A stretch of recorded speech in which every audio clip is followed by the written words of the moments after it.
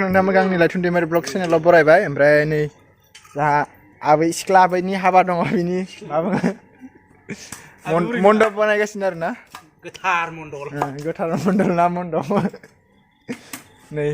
बिथिं बानायदो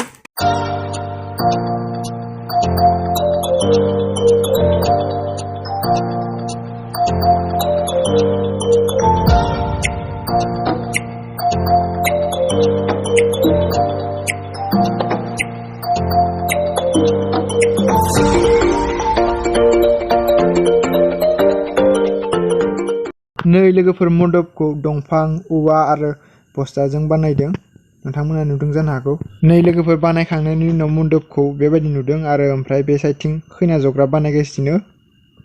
बे खैना जग्राखौबो औवाजोंनो बानायदों आरो दा बेखौ नै डेक'रेसन खालामगासिनो